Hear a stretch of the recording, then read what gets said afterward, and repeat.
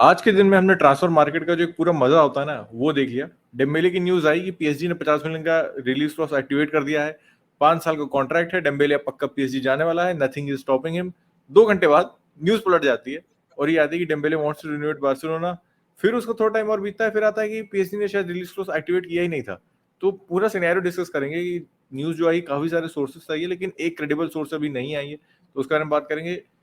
अगर ये मूव होता है तो कितना सेंस बनता है पीएसजी के लिए, बारसा इस लॉस को कैसे कोप करेगी, बारसा के लिए बहुत मेजर लॉस होगा, that too in only 50 million.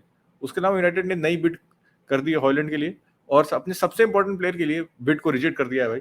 तो ऑब्वियसली उसके बारे में अपने एक्स कैप्टन की बिड रिजेक्ट कर दी 20 मिलियन, जो मेरे ख्याल से, चलो 20 मिलियन तो कम है, 20 मिलियन तो कम है, ऑब्वियसली उस पर का ओपिनियन लेंगे। और भाई चेल्सी पे एफएफपी का फाइन लग चुका है, विच मतलब नो पॉइंट्स गेसिंग उसके लिए, आपके लिए। और यूवेंटस जो कि थोड़ी सी पुरानी न्यूज है लेकिन बैन हो गई है, 20 मिलियन का फाइन है उनपे भी, जो शायद सराहना देनी पड़े, और 1 साल के यूरोपियन कॉम्पिटिशन से बैन है। कॉन्फ्रेंस लीग में ऐसे भी खेल रहे थे, तो I think it hardly matter. बात स्टार्ट करते हैं अपने एक्स कैप्टन से। जैसे उत्कर्ष ने कहा कि हैरी मैग्वायर के लिए 20 मिलियन की बिड आई थी वेस्ट हैम से, विच आई थिंक इज लो। जैसे उत्कर्ष ने कहा कम है, मेरे को भी कम लगी यार बिड, क्योंकि यार हैरी मैग्वायर को एक तो एफएफपी में लॉस होगा अगर उसको हम बेचते हैं। अब आप लोग सोच रहे हो कि एफएफपी में लॉस कैसे होगा हैरी मैग्वायर का, तो भाई जो प्लेयर की अमोर्टाइजेशन होती है, जो उसकी वैल्यू होती है कॉन्ट्रैक्ट की, और उसकी जो आप कह सकते हो जो उसकी ट्रांसफर फी थी, उसको स्प्लिट किया जाता है उसकी कॉन्ट्रैक्ट की लाइफ पे। तो 6 साल का कॉन्ट्रैक्ट था हैरी मैग्वायर का, 5+1। तो उसके अकॉर्डिंग जो आप कह सकते हो 3 साल भी बचे हैं हैरी मैग्वायर के कॉन्ट्रैक्ट के, विच आई एम सरप्राइज, 3 साल अभी भी बचे कैसे, तो 3 साल बचे हैं हैरी मैग्वायर के कॉन्ट्रैक्ट में। उसमें उसकी जो वैल्यू है अमोर्टाइज वैल्यू, अभी वो 26 मिलियन है। तो बेसिकली वो कॉन्ट्रैक्ट में जो उसकी वेजेस मिला के, जो उसकी ट्रांसफर फी अगर वो पेंडिंग है रिमेनिंग जो पे करनी है, उसको 26 मिलियन वैल्यू है। तो उसके अकॉर्डिंग हमारा लॉस होगा अगर हम उसको 20 मिलियन में बेचेंगे। तो we have to sell him at a higher price FFP के पॉइंट ऑफ व्यू से। और वैसे भी अगर आप बिड देखो, अंडर वैल्यूड बिड है। मुझे लगा भाई कम से कम मतलब 30-35 तो आप आराम से ला सकते हो हैरी मैग्वायर के लिए, कम कम मैं लो एंड पे लेके चल रहा हूँ, क्योंकि उसका एक तो कॉन्ट्रैक्ट भी बचा है, एक तो वो एक फैक्टर आ जाता है जब आप उसकी वैल्यू कैलकुलेट करोगे, तो 26 मिलियन कम से कम यूनाइटेड को चाहिए होगा उसको बेचने के लिए। And I think United will need 30 to 35। Maguire के पॉइंट ऑफ व्यू से दिक्कत ये है कि Maguire wants to stay at United and उसको रीगेन करना है अपना place, which is I think मतलब बेतुकी चीज है उसकी तरफ से। वो कि क्यों रुकना चाहता है वो देखो, क्योंकि पता है पिछले सीजन उसको अंदाजा मिल गया कि एरिक टेन हैग का जो लॉन्ग टर्म विजन है यूनाइटेड को लेके, वो उसमें फिट नहीं होता। तो अगर आपको पता है कि आप फिट नहीं होते उस विजन में ना, आप ऑल ऑफ अ सडन आप बिल्कुल एक स्लिम ट्रिम और centre back with 100 pace Mbappe को मैच करने वाला वो नहीं बन जाओगे आप। तो जब आपको पता है फिजिकल प्रॉब्लम्स, प्रॉब्लम नहीं कहूंगा मैं, फिजिकल आप कह सकते हो लिमिटेशंस है जो आपकी, आप उनको ओवरकम नहीं कर सकते, तो इट्स बेटर आप चले जाओ। अगले साल यूरोज भी है, और आपका इंग्लैंड में पोजीशन मतलब कितने टाइम तक खींचता रहेगा साउथगेट, एक हद ही होगी उसकी। क्योंकि पहले भी बात की हमने कि कॉलवेल और ये सब जो सेंटर बैक्स इमर्ज होके आ रहे हैं, they can make a place for themselves in the team. और फिर मैग्वायर का इंग्लैंड में जो स्पॉट है वो भी चला जाएगा, और वो चला गया तो he has to seek game time. एक एक वो इंग्लैंड में जो उसकी सिक्योरिटी बनी रही है ना, उस वजह से वो यूनाइटेड के कम गेम टाइम से इतना दिक्कत नहीं हुई उसको। तो दिक्कत हो जाएगी मुझे लग रहा है सूनर और later, so he should leave. ये भी कहीं से न्यूज आई थी कि मैग्वायर के अकॉर्डिंग वेस्ट हैम इज मतलब आप कह सकते हो लोअर कैलिबर क्लब है जहां पे वो जाना चाहता है। But realistically speaking which club can you go to in the top 10? आप वो देखो, जो पिछले सीजन अगर हम लेके चले कि जो टॉप 10 में फिनिश कर रहे थे, टॉप 6 में तो देखो मुश्किल है कोई साइन करे। स्पर्स की जो रूमर्स आ रहे थे वो ज्यादा आगे नहीं बढ़े, रुक गए वो, तो स्पर्स जा नहीं रहा वो। अगर आप टॉप 6 से बाहर निकलो तो ब्राइटन उसको साइन नहीं करेगी, it does not fit into the Brighton way of playing, क्योंकि ब्राइटन का और आप कह सकते हो और playing out from the back ज्यादा हमसे डेवलप्ड है कंपैरेटिवली। डिजर्बी के अंदर अब देखो तो वो ज्यादा अच्छे से खेलते हैं इस समय हमसे आउट द बैक, एंड उसमें भी नहीं फिट करेगा, तो वो सीधे सीधे रिजेक्ट हो गया। फुलहम वो जाएगा नहीं, because I don't think Fulham can also afford him. और बाकी टीम्स पे अगर आप ब्रेंटफोर्ड पे भी ये नहीं जाएगा वो, ब्रेंटफोर्ड भी फिर अगर वेस्ट हैम नहीं जाना चाहता तो ब्रेंटफोर्ड तो नहीं जाएगा, अगर आप पोजीशन वाइज लेके चलो ब्रेंटफोर्ड भी नहीं जाएगा वो। तो फिर बचे कौन से क्लब्स? बचे क्लब्स ज्यादा है नहीं, आपके टॉप 10 तो ऐसे ही खत्म हो गई, 9 टीम तो मैंने आपको गिना दी टॉप 6 छोड़ के। तो I think West Ham he is the best he can get in the Premier League, और उसे चला जाना चाहिए। साथ साथ अगर हम आए अब डॉनी वैन डे बीक पे, तो वैन डे बीक पे मुझे लग रहा था कि न्यूज ड्राई अप हो गई है, तो हो सकता है वो रुक जाए, क्योंकि फ्रेड का सबसे ज्यादा आ रहा था न्यूज का, और आ रहा था साथ साथ कि हम मैकटोमने को भी शायद बेच दें, क्योंकि वेस्ट हैम इज इंटरेस्टेड। और यूनाइटेड ने 45 मिलियन का उस पर प्राइस टैग लगा दिया। देखो 45 मिलियन तो नहीं मिलेंगे मैकटोमने के लिए, मेरे को भी लगता है, बट 35 मिलियन भी अगर ले आया, अगर अगर मतलब मैं 45 अगर हमने स्टार्ट किया उससे, 30 भी कह रहा हूँ मैं, 30 भी अगर मैकटोमने के लिए आया, it will be a very good सम।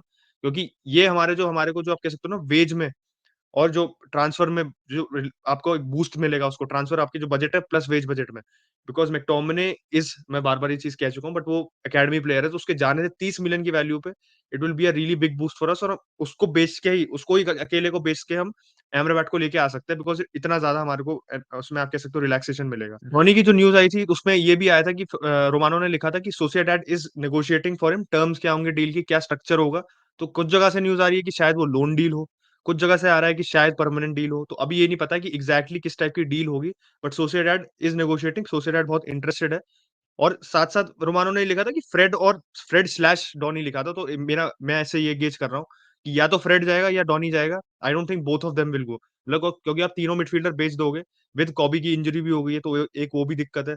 तो क्या ten Hag will he be willing to take off all three midfielders from the team, या वो चाहता है कि वो डॉनी या फ्रेड में से एक रखे और मैकटोमिने को निकाल दे। आई थिंक एक शायद रुक जाए इनमें से, क्योंकि बेचना भी तो मुश्किल है सबको साथ साथ, बिकॉज वैल्यूएशन मीट नहीं हो रही है। और आउटगोइंग की बात करें तो बारसा में भाई जो डेम्बेले पूरा फियास्को था, मतलब विद इन 6 to 7 आवर्स, अभी रात के 2:15 बज रहे हैं यहाँ पे और पूरी न्यूज पलट चुकी है।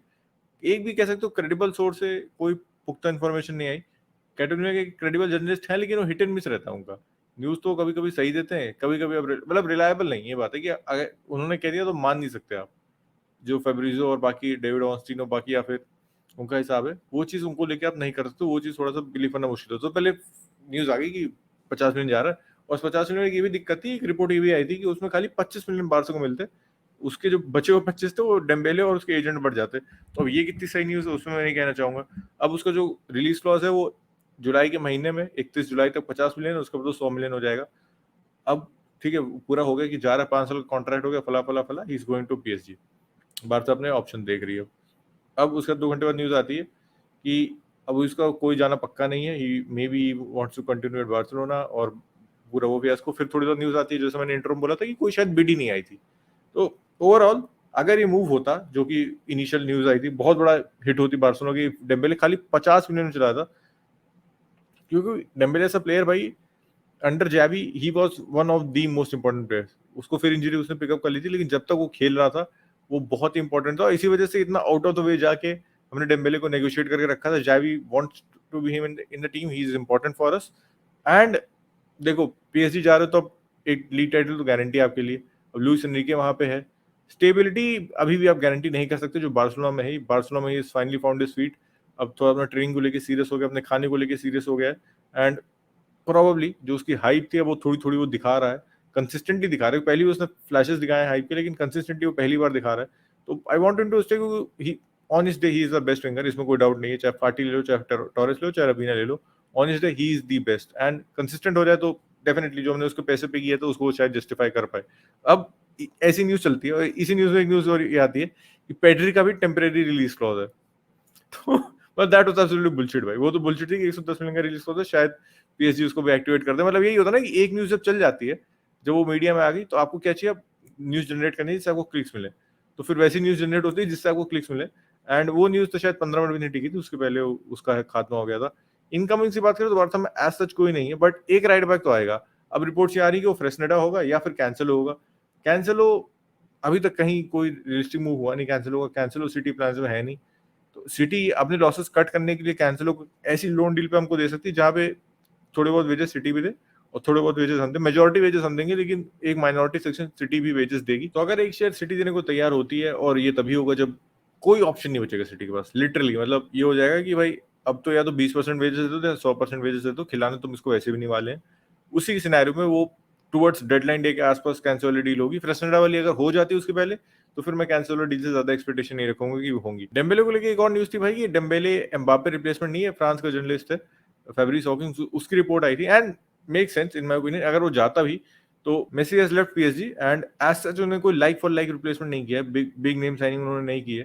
तो डेम्बेले को रिप्लेसमेंट हो सकता है राइट विंग पर, लाइक फॉर लाइक मतलब इन द सेंस कि मेसी राइट पे खेल रहा तो वो भी आगे राइट पे खेल लेगा। बाकी कोई लाइक फॉर लाइक कंपैरिजन नहीं है मेसी और डेम्बेले के बीच में, तो उस सेंस में वो लाइक फॉर लाइक नहीं कह रहा हूँ। एंड ऑब्वियसली अगर एम्बापे जाता है तो फिर वो किसी स्ट्राइकर पे बिड करेंगे ही करेंगे, क्योंकि डेम्बेले लास्ट सीजन उसने नंबर्स प्रोवाइड किए थे, असिस्ट में, गोल्स में उतरे नहीं थे। लेकिन जो एम्बापे के नंबर्स है उसको 40 गोल पर सीजन भाई मैच करने के लिए डेम्बेले वो नंबर्स नहीं प्रोवाइड करेगा। तो definitely even if Dembélé goes, he is not Mbappe replacement. और डेम्बेले के जाने से ये कोई गारंटी नहीं होता कि एम्बापे इस सीजन मूव करेगा ही करेगा। वैसे एक स्ट्राइकर जो ऑन द मूव हो सकता है दैट इज हॉयलैंड।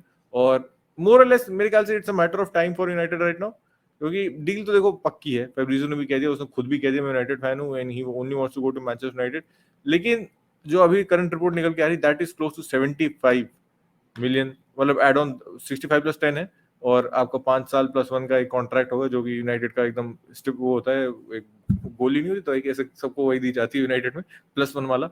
लेकिन क्या 75 मिलियन ज्यादा है, और क्या पैसे आप, मुझे समझ नहीं आ रहा why didn't you go in for Kane, मतलब डिडंट इवन ट्राई। नहीं, केन के लिए ना जाने का एक सबसे बड़ा रीजन है डैनियल लीवी, क्योंकि डैनियल लीवी अगर जैसे यूनाइटेड एंटर करती रेस में, तो भाई बायर्न को अगर वो 100 में बेच रहा है तो यूनाइटेड को पक्का वो 20 मिलियन का और चिपकाता है कि भाई तुम प्रीमियम दो, एक तो प्रीमियर लीग क्लब हो, प्लस एक रिलक्टेंस है कि जो प्रीमियर लीग क्लब को आप बेचना नहीं चाहते और अपने टर्म्स पे बेचना चाहोगे, जो लीवी के साथ बहुत बार रहता है कि वो, जैसे सिटी के साथ भी जो सागा हुई थी वो पूरी खिंच गई थी एंड ऑफ द विंडो तक, फिर सिटी ने अल्टीमेटली कोई स्ट्राइकर साइन नहीं किया था, they could not go for any other striker because इतना ज्यादा वो ड्रॉन आउट परसूट था ना केन के लिए कि city bus was left without a striker. वो तो है कि स्क्वाड इतना इतना अच्छा था उनका, plus they were comfortable playing without a striker, तो that it didn't really affect them. But United जैसा क्लब जो इस समय नहीं है comfortable playing without a striker, we can not afford कि आप जा रहे हो बिल्कुल एंड सीजन विंडो के एंड तक, सीजन शुरू हो चुका है एंड स्टिल कोई आपको एक कह सकते हो श्योरिटी नहीं है कि आप केन साइन करो, इसलिए हम हॉयलैंड के लिए जा रहे हैं। अब जो सेकंड वर्बल बिड है जो यूनाइटेड ने सबमिट की है, उसमें यूनाइटेड ने 7-8 मिलियन से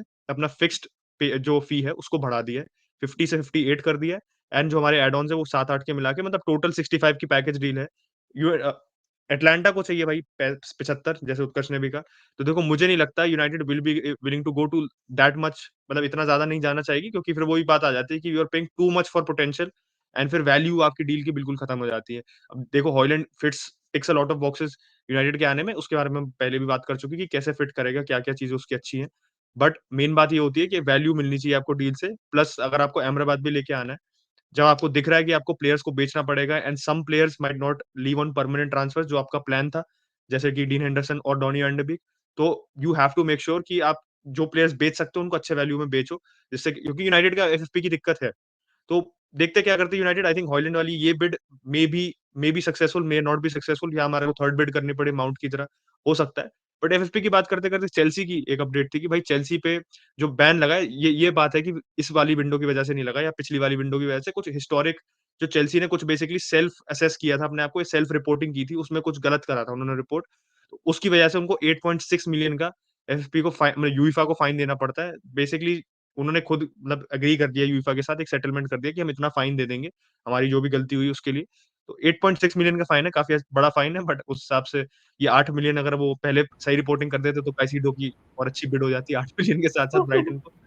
चेल्सी ने किया है, साथ साथ यूवेंटस का, जैसे उत्कर्ष ने बताया था, ज्यादा उसके बारे में है नहीं। तो कैपिटल गेन्स का उन्होंने जो कहा था, मैं देखो यहाँ पे फाइनेंस या अकाउंट्स नहीं करेंगे, बट कैपिटल गेन्स को उन्होंने मिस रिपोर्ट किया था अपने, बेसिकली जो ट्रांसफर्स की उन्होंने इधर उधर कर रही थी फिगर्स, उस वजह से उन पे बैन लग गया है, तो वो कॉन्फ्रेंस लीग में कम्पीट नहीं कर पाएंगे and know Europe for Juventus.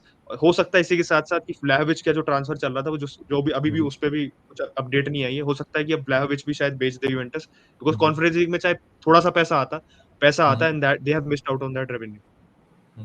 अच्छा खासा भाई ब्लैविच आर्सेनल आ जाता, इसके लिए मैंने उसको अभी तक माफ नहीं किया है। तो ब्लैविच अगर आप वीडियो देख रहे हैं तो कमेंट सेक्शन में बता दीजिएगा, बाकी जो लोग देख रहे हैं वो भी मुझे कमेंट सेक्शन में बता सकते हैं। इस वीडियो को लाइक कर दीजिए भाई, नहीं अच्छा लग रहा है डिसलाइक कर दीजिए, लेकिन कुछ दोनों में से कोई एक कर दीजिएगा। और आपको वीडियो अच्छा लग रहा है तो भाई सब्सक्राइब भी कर सकते हैं। जाते जाते माने की अपडेट हम लोग भूल गए थे देना, तो माने भाई अल नसर जा चुके हैं, 37 मिलियन की डील है, एंड बाय ने जितना पे किया था उससे ज्यादा उन्होंने उस प्लेयर के निकाल लिया, एंड माने and Ronaldo will now link up in Saudi Arabia. Saudi में बतेरे प्लेयर जा चुके हैं, तो सऊदी लीग एक्चुअली मतलब अब देखने लायक हो चुके हैं। पहले तो मैं रोनाल्डो की वजह से एक आध मैच कंसिडर करता देखना, लेकिन अब एक्चुअली वो देखने लायक हो चुकी है भाई लीग।